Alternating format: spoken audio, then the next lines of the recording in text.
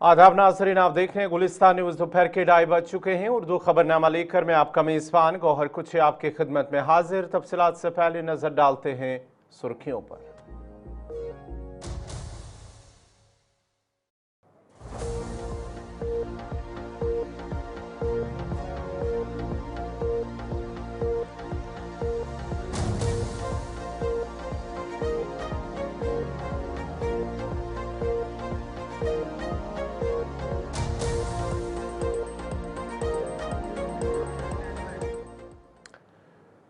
और अब पेश खबरों की तफसील। सबसे पहले बड़ी खबर जनूबी कश्मीर के कुलगाम से, जहां पर झड़प अभी भी जारी है और झड़प में अब तक 3 मिलिटेंटों की हलाकत हुई है। कुलगाम के अखाल देवसर इलाके के अंदर जो गुज़िश्ता शब इलाके के अंदर ऑपरेशन शुरू हुआ है, अब वहां पर 3 मिलिटेंटों को हलाक किया गया है। जराये के हवाले से खबर आ रही है कि देवसर एनकाउंटर के अंदर अब मारे गए मिलिटेंटों की तादाद 3 हो गई है, जिनसे भारी मिकदार में हथियार भी बरामद कर लिया गया है। फौज, पुलिस और सीआरपीएफ की यह मुश्तरका ऑपरेशन है।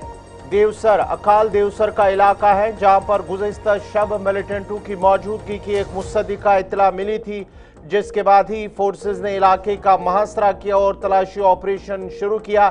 ताम अंधेरी की वजह से अगरचे ऑपरेशन को हाल्ट किया गया है और उसके बाद ही आज सुबह जो ही ऑपरेशन शुरू हुआ है तो उसके साथ ही गोलियों का तबादला शुरू हुआ और इब्तिदाई गोलियों के तबादले में एक मिलिटेंट जो कि मकामी पुलवामा का राजपुरा का रहने वाला है, जिसकी शिनाख्त भी हुई है, राजपुरा पुलवामा के रहने वाले हारिस नजीर डार के बतौर हुई है।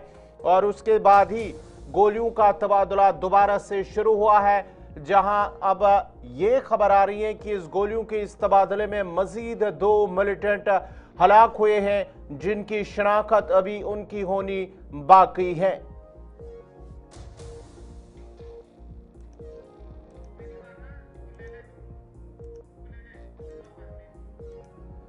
मज़ीद तफसीलात के लिए सीधा चलते अपने नुमाइंदे हमीद भट्ट के पास। हमीद, जरा अपडेट कीजिएगा, क्या कुछ तफसीलात हैं? खबर आ रही है कि मजीद 2 मिलिटेंटों की हलाकत हुई है और मारे जाने वाले मिलिटेंटों की तादाद अब 3 हो गई है। पूरी तरह से ये खबर आ गई है कि 2 मिनट मजीद मारे गए, जब सुबह सवेरे ही सूरज की किरणें पड़ने के बाद ही कंटैक्ट आप अपने एस्टेब्लिश हुआ था, उसमें 1 मिलिटेंट मारा गया जो पुलवामा का रहने वाला, जिसकी शिनाख्त हो गई है। उसके बाद दूसरे मिलिटेंट की खबर मिली कि वो भी न्यूट्रलाइज किया गया और अभी तीसरे की खबर आ गई है कि तीसरा मिलिटेंट भी उसने मारा गया है। अभी सोर्सेज से यही पता चलता है कि इनकाउंटर को मजीद बढ़ा दिया गया है, मजीद फोर्सेज बुलाई गई, जंगलात का घेराव किया गया, काफी घने जंगलात है उनका घेराव किया गया है।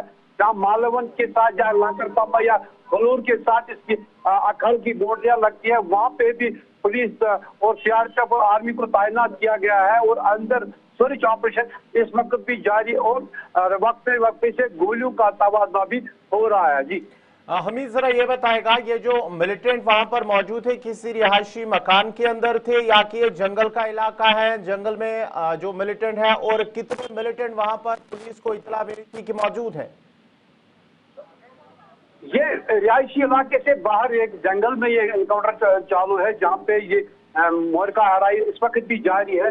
वहाँ पे बस्ती नहीं है, बाकी लोगों के जमीन जायदाद है, वहाँ पे मकई की फसलें वहाँ पे है और लोगों को पूरी तरह से तंबे किया गया है कि वो इस इलाके की तरफ रुख ना करे और जो भी एंट्री एग्जिट पॉइंट्स है और सिविल लोगों को पूरी तरह से बैन लगा दिया गया कि इन इलाकों के अंदर न जाए और जो गाड़ियां उस तरफ जा रही है उनको रोक दिया जाता है, चाहे अकाल साइड अकाल जाना हो किसी को या फुलचंद या बाकी दीगर इस इलाके से लगने वाली जो गांव है उनके सरहदें इस अकाल की तरफ लगती है, उन्हें पूरी तरह से यहाँ पे रोक दिया गया है। देवसर से लेकर पूरे अकाल पंबई वहां तक पूरी तरह से रिस्ट्रिक्शन दिखाई दे रही है। जो मेन रोड देवसर का है उसको खोल दिया गया है, मगर बाकी जो एंट्री एग्जिट पॉइंट्स है उनको पूरी तरह से बंद कर दिया गया है। जी बहुत बहुत शुक्रिया हमीद भट्ट कुलगाम से तफसीलात फराहम कर रहे थे। नाजरीन, आपको बताते चले कि जिला कुलगाम के अखाल देवसर इलाके के अंदर ये फोर्सेस और मिलिटेंटों के दरमियान जो ऑपरेशन है वो अभी भी जारी है। ये तस्वीरें हैं देवसर अखाल कुलगाम के अंदर, जहां पर रिहायशी इलाके के नजदीक एक जंगल का इलाका है जहां पर ये ऑपरेशन शुरू हुआ था। और अभी तक जो इतलात मौसूल हो रही है कि 3 मिलिटेंट हलाक हो चुके हैं। एक की पहले ही शिनाख्त हो चुकी है जो कि मकामी है, जिसका ताल्लुक राजपुरा पुलवामा से है। हारिस नजीर डार के बतौर उनकी शिनाख्त हुई है। उनके कब्जे से हथियार AK-47 राइफल, मैगजीन और दीगर ग्रेनेड बरामद हुए हैं। और अब खबर आ रही है कि मजीद 2 मिलिटेंटों को हलाक किया गया है, जिनके कब्जे से भी हथियार बरामद करने का दावा किया जाना है। ताहम ये खबर आ रही है कि इलाके में ऑपरेशन अभी भी जारी है।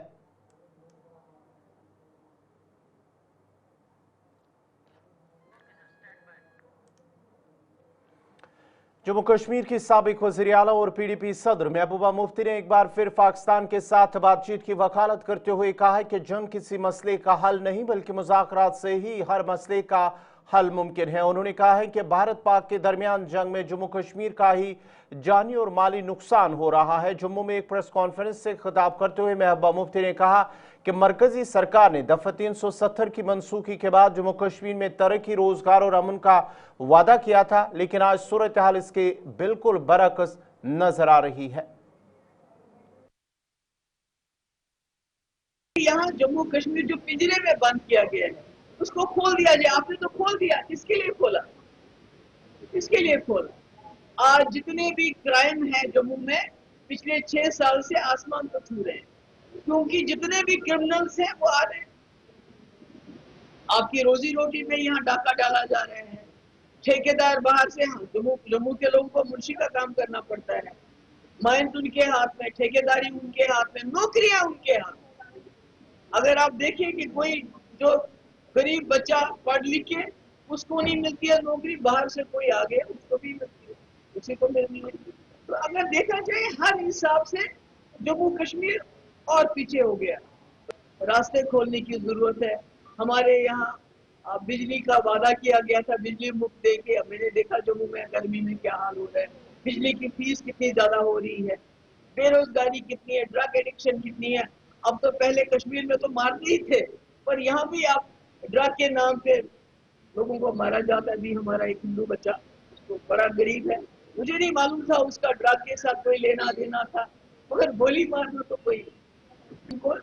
NDA वालों भी इससे पहले कि आप कोई और बर्बादी करने के बारे में सोच रहे हो, क्योंकि आज उनको ये एहसास हो गया है कि कश्मीर में 6 साल सख्ती करने के बावजूद, लोगों को जेलों में डालने के बावजूद कश्मीर न सिर्फ जू का चूक है बल्कि इंटरनेशनल लेवल पे। हम तो चाहते थे पहलगाम की दहशतगर्दी इंटरनेशनलाइज हो जाए, मगर उसकी बात किसी ने नहीं की। कश्मीर की बात हुई, सीज फायर की बात हुई, पाकिस्तान की बात हो रही कि पाकिस्तान ने क्या किया जंग में, कितने जहाज गिराए, क्या हुई, इंटरनेशनली बात चल रही है। मगर हमारी जो बात है, वो जो असली बात है वो नहीं। मुझे बताइए, चाइना ने हमारे कितने नौजवानों को शहीद कर दिया? कैसे शहीद किया? आप वो डिस्क्राइब कर सकते हैं? और उसके बाद भी आपका एक्सटर्नल अफेयर मिनिस्टर कहता है चाइना बहुत बड़ी इकोनॉमी, हम उसके साथ मुकाबला नहीं कर सकते, बातचीत करेंगे। वो जो लोग शहीद हुए वो हमारे शहीद हुए, पाकिस्तान के तो नहीं हुए। नुकसान जो हमारा हो रहा है ना, आज आपने न्यू नॉर्म बनाया कि कहीं हमला हो गया जंग हो जाएगी। इसका मतलब है कोई भी मुल्क जो नॉन स्टेट एक्टर्स को सुपारी देके कहीं भी कर सकता है ताकि इंडिया पाकिस्तान में झगड़ा हो, जंग हो और हथियार उनके बिके। अमेरिका कहता है हमारे से F-35 ले लो, रूस कहता है कुछ और ले लो, जर्मनी कहता है कुछ और ले लो। पाकिस्तान को मुफ्त में चाइना में हथियार दे रहा है। और हमारे लोगों की गुर्बत, हमारी बेरोजगारी कैसे दूर होगी जब हम पाकिस्तान के साथ हमेशा एंगेज रहेंगे जंग में? हमारा सारा जोर तो ताकत तो उसी में जा रही है। सबसे बड़ा जो कॉन्फिडेंस बिल्डिंग मेजर होगा कश्मीरी पंडितों के लिए, वो नॉमिनेशन के बजाय आप 2 सीट रिजर्व कर लीजिए कश्मीर में, ताकि वो आके वहां लोगों से वोट मांगे, आपस में घुल मिल जाए, खाली असेंबली अटेंड करने के लिए नहीं आए, ताकि वो वहां के जैसे वो पहले रथ बस गए थे वैसे बस रथ बस जाए। और मेरे मुसलमान भाई को कश्मीरी पंडित के दरवाजे पे जाना पड़े कि मेरा ये कागज है, इसमें मेरी सिफारिश करो, मेरी मदद करो, वो that is the best way to integrate Kashmiri Pandit back again into Kashmir valley. हमारे नौजवान हजारों की तादाद में जेलों में बंद है, उनकी कोई बात नहीं करता है, बीमार है, मरने के उसमें है, कोई बात नहीं करता है। हमने सोचा था ये सरकार बनी बात करेगी, मगर वो स्टेटहुड के बगैर कोई पटवारी की ट्रांसफर कौन करेगा, मैं करूंगा या एलजी करेगा, उसी पे झगड़ा चल रहा है। असली जो लोगों के मुद्दे हैं सड़कों के, बिजली के। शेर Kashmir university of agriculture science and technology Kashmir में यूटी सतह किसान उत्सव दिवस से जोश खरूश से मनाया गया। इस मौके पर वज़ीर आज़म नरेंद्र मोदी ने वाराणसी से कौम से खिताब किया और प्रधानमंत्री किसान सम्मान निधि स्कीम की 20वीं किस्त जारी की। वज़ीर आज़म ने अपने खिताब में मुल्क भर के 9.7 करोड़ किसानों के बैंक खातों में बराह रास्त 20,500 करोड़ रुपए मुंतकिल किए, जिनमें जम्मू कश्मीर के तकरीबन 8.5 लाख किसान भी शामिल है। सुकास्ट कश्मीर में मुनक्कद तकरीब में रियासती वज़ीर ज़राअत Javed Ahmad Dar, vice chancellor professor नज़ीर अहमद गराई और डायरेक्टर एक्सटेंशन समेत दीगर अफसरान और माहिरीन ज़राअत ने शिरकत की। तकरीब में ज़री और मुतल्लिका शोबों से वाबस्ता तकरीबन 950 किसानों ने शिरकत की। इस मौके पर वज़ीर ज़राअत जावेद अहमद डार ने किसानों की फलाह बहबूद के लिए हुकूमत की पुरज़्म पॉलिसियों का अदा किया। उन्होंने कहा है कि हुकूमत मुतअद्दिद फलाही स्कीमों के जरिए किसानों की आमदनी में इजाफा और उनके मयार ज़िंदगी को बेहतर बनाने के लिए मुसलसल कोशां है।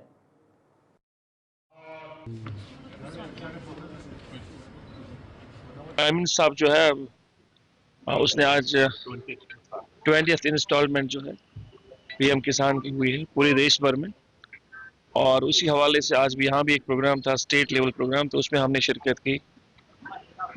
हम देख रहे हैं कि जहाँ तक एग्रीकल्चर को लेके बहुत सारे मेजर्स लिए जा रहे हैं उसके इंटीग्रेटेड फार्मिंग के हवाले से, और सरकारी स्तर पर क्या कुछ कहेंगे आप, खासकर जहाँ तक हम इस एग्रीकल्चर प्रोडक्शन को देखते हुए रिसेंटली रिपोर्ट आई है कि कल्टीवेशन में भी इजाफा हुआ है। देखिए, हमारे पास बहुत सारी सेंट्रल स्पॉन्सर स्कीम्स हैं और यूटी लेवल की भी स्कीम है HADB में, तो उन स्कीमों के जरिए है जितने भी हम लोग, हमारी कोशिश ये है कि वो सारी स्कीम्स जो है ग्राउंड पे इम्प्लीमेंट हो और उन स्कीमों से ही लोगों को फायदा पहुंच सकता। जो है विकसित अभियान चला था जिसको ICR और यहाँ जो हमारा स्कॉस्ट नोडल एजेंसी थी, यहाँ पर डिपार्टमेंट ऑफ एग्रीकल्चर, हॉर्टिकल्चर, जितने भी अलाइड सेक्टर्स थे, तो मकसद उस अभियान का यही था कि हमारे साइंटिस्ट, रिसर्चर्स और अलाइड हमारे सेक्टर्स डिपार्टमेंट जो है वो हर गांव तक पहुंचे, हर पंचायत तक पहुंचे, हर ब्लॉक तक पहुंचे, और जितने भी हमारी सेंट्रल स्पॉन्सर स्कीम्स हैं या चाहे हमारे यूटी लेवल की जो स्कीम्स हैं, लोगों को उसके बारे में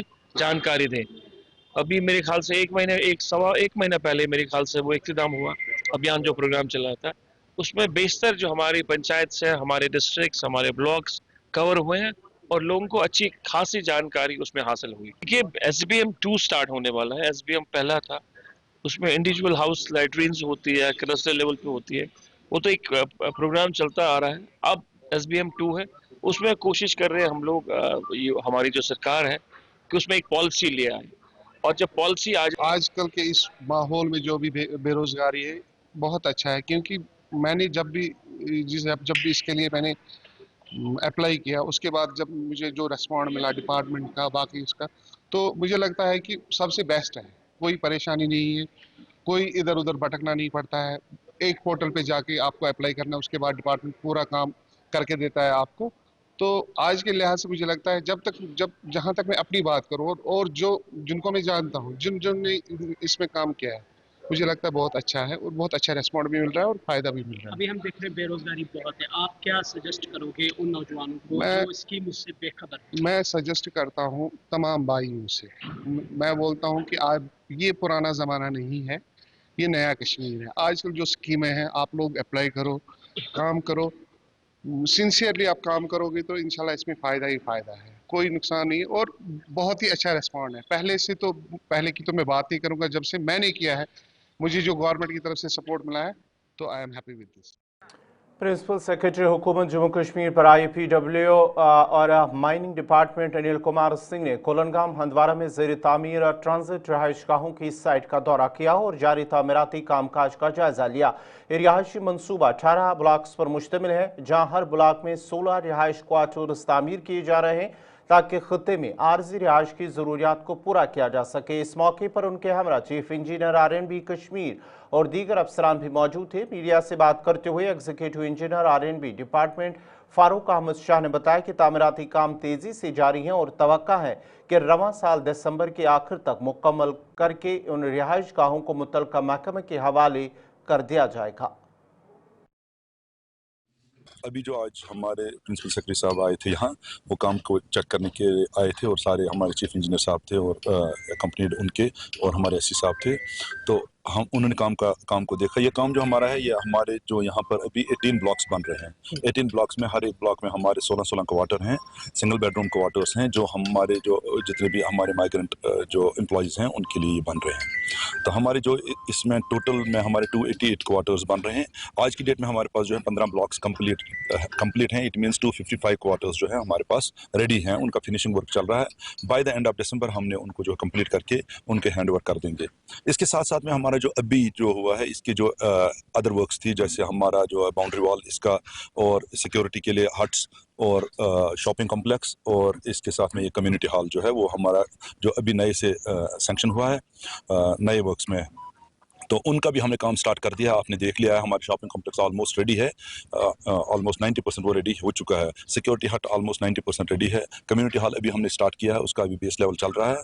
तो इंशाल्लाह हमें उम्मीद है कि ये by the end of December जो हमने टाइम दिया हुआ है गवर्नमेंट को, हम उसको with in the time complete करेंगे। और इसका जो है हमारा जो फिनिशिंग का काम चल रहा है, आज आप देख भी रहे हैं, हमारी 2-3 बिल्डिंग्स का काम स्टार्ट भी हो गया है। तो आपने देखा भी हमारा जो है हमारा कंसंट्रेशन रह रहा है कि हमारा जो है क्वालिटी वर्क हो और जो हमारा जितनी भी चीज़ें अप्रूव्ड हैं उनको सबको हम डेफिनेटली इसमें इंस्टॉल करेंगे और उसके लिए क्वालिटी चेक रखेंगे।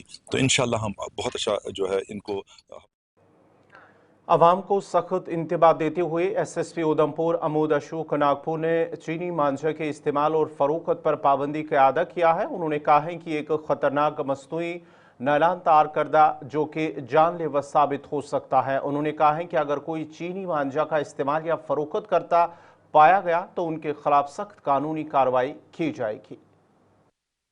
देखिए, 2 महत्वपूर्ण त्यौहार पर्व आने वाले दिनों में मनाए जाएंगे तमाम इलाके में।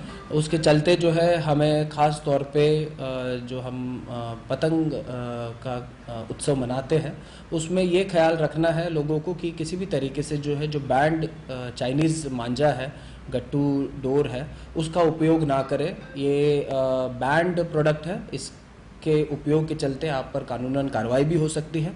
ये बहुत ही जानलेवा चीज़ है। इससे हमने देखा है कि बाहरी ज़िलों में लोगों ने इसकी वजह से जो है जानें गंवाई हैं, इंजरीज़ हुई हैं।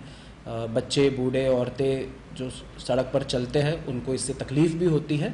तो मेरी सारे दुकानदारों से मोहब्बाना गुजारिश है कि वो गट्टू डोर ना बेचें और लोगों से भी मेरी ये इल्तिजा है कि वो गट्टू डोर का इस्तेमाल ना करें। सुरक्षित त्यौहार मनाएं और पीसफुली त्यौहार। उधमपुर जिले में हालिया तूफानी बारिशों ने तबाही मचा दी है, जिसके नतीजे में मुतअद्दिद मकानात को नुकसान पहुंचा है। खासतौर पर गरीब तबका बुरी तरह मुतासर हुआ है। जहाँ एक तरफ मूसलाधार बारिशों से गर्मी से वक्ती राहत मिली है, वहीं दूसरी जानिब ये कई खानदानों के लिए मुसीबत बन गई है। उन्हीं मुतासरीन में शामिल शारदा देवी का घर भी हैं, जो पंचायत गोगटे तहसील रामनगर की रहने वाली हैं। 25 और 26 जुलाई की दरमियानी रात को होने वाली शदीद बारिश के बायस उनके 2 कमरों पर मुश्तमिल मकान का एक कमरा मुकम्मल तौर पर मुनहदिम हो गया, जबकि दूसरा कमरा भी दीवारों में दरारें के साथ बमुश्किल खड़ा है। फिलहाल शारदा देवी अपने बेटे, बहू और पोते पोतियों की इसी खस्ता कमरे में रहने पर मजबूर हैं, जहां सिर्फ टूटे फूटे सामान को संभाल कर रखा गया है। मुसलसल बारिशों के पेश नज़र खानदान को मजीद नुकसान का अंदेशा है। इस नाजुक सूरत हाल में मुतासरा खानदान ने ज़िला इंतज़ामिया से अपील की है कि उन्हें फौरी तौर पर एक खीमा फराहम किया जाए ताकि वो अपना सामान महफूज रख सके और वक्ती पनाह हासिल कर सके, जब तक कि मुस्तकिल इमदाद फराहम नहीं हो जाती।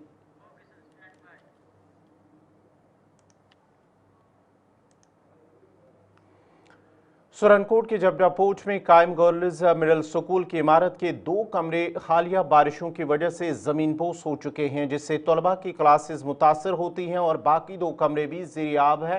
जैसे आए रोज तलबा की परेशानियां बढ़ती जा रही है। मकामी लोगों ने गुलिस्तान न्यूज़ नुमाइंदा आकाश मलिक से बात करते हुए कहा कि स्कूल में तालीम हासिल करने वाले तलबा की जिंदगी खतरे में है, लिहाजा स्कूल की हालत को बेहतर बनाया जाए ताकि कोई भी खुशगवार वाकया पेश ना आए।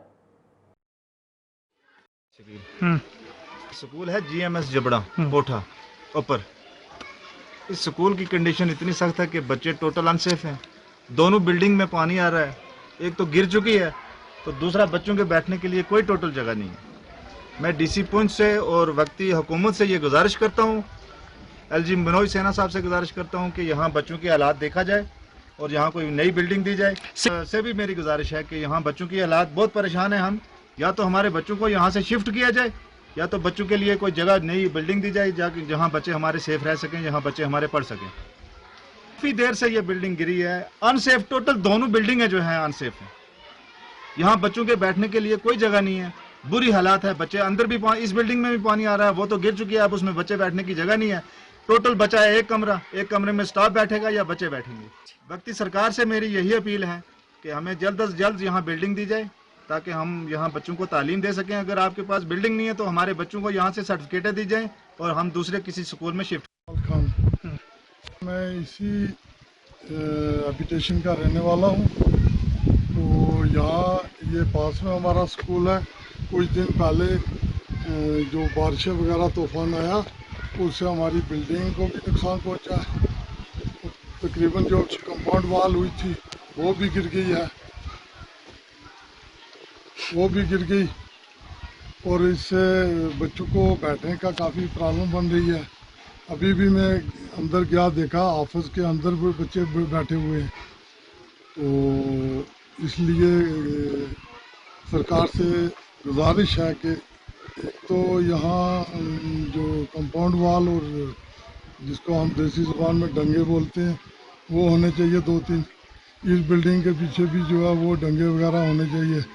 कंपटरी तक स्कूल है, तो अभी भी 100 के करीब यहाँ की इनरोलमेंट है। टीचर जो है इन टाइम आते हैं, पढ़ाते हैं, अच्छा उनका रिस्पांस है। सिर्फ प्रॉब्लम जो मेन आ रही है मौसम बरसात में, कभी पस्सी आ जाती है, कभी कोई, अब तो ये पुली वगैरह बनाई है, पहले ये प्रॉब्लम आ रही थी बच्चों को यहाँ से क्रॉस होना। बिल्डिंग ये जो बारिशें वगैरह हुई है इसी में बिल्डिंग दी जाए। बिल्डिंग से पहले हमें वादी कश्मीर के बेशतर बंद पड़े सयाहती मकामात को खोलने के लिए लोगों ने हुकूमत से अपील की है कि जिनमें दूध पथरी और द्रंग टंगमर्ग शामिल हैं। 22 अप्रैल से लेकर अब तक 5 महीने होने को आ गए, लेकिन अभी तक टंगमर्ग से सिर्फ 3 किलोमीटर दूर द्रंग समेत वादी के बेशतर सयाहती मकामात सयाहों के लिए बंद है। वादी कश्मीर में मौजूद सयाहों में खुशी भी और मायूसी भी है। टंगमर्ग में मौजूद सयाहों ने गवर्नर इंतजामिया, LG इंतजामिया और अवामी सरकार से गुजारिश की है कि तमाम बंद पड़े सयाहती मकामात को जल्द खोला जाए ताकि सयाहत से वाबस्ता लोग अपने घर चला सके, जिनमें घोड़ेबान, टूरिस्ट गाइड और दीगर गाड़ी चलाने वाले लोग शामिल हैं। को आने के बाद बहुत अच्छा लगा। भारत का एक अंग है, महत्वपूर्ण अंग है, जिन्हें हम लोग को नकारा नहीं जा सकता है। आज हमारे दिल की जीत लेने वाली ये कश्मीर है जो हम लोग आज पूरा घूम रहे हैं। तो सरकार से और यहाँ के प्रशासन से, कश्मीर के प्रशासन से, सरकार से हम आग्रह करेंगे कि क्षेत्र में जो भी बंद पड़े हैं उसको खोल दिया जाए ताकि जितने भी लोग यहाँ आ रहे हैं सारा पॉइंट को घूम लें और घूमने के बाद जा कर के पूरे सभी को अपने बतावें कि कश्मीर हम लोग गए और अच्छा लगा, बहुत आनंदित लगा। वहाँ पर जितने भी यहाँ पर लोग हैं सब भाई जैसा आप लोग कोऑपरेट किए हैं। हम लोग किसी से शिकायत नहीं है, हम लोग को पूरा फुल कोऑपरेट यहाँ के लोग किए हैं और प्रशासन भी किए हैं। जहाँ जरूरी पड़ी है वहाँ हम लोग को लोग अपना भाई समझकर, अपना मेहमान समझकर हम लोग को कोऑपरेट किए हैं कश्मीर के लोग।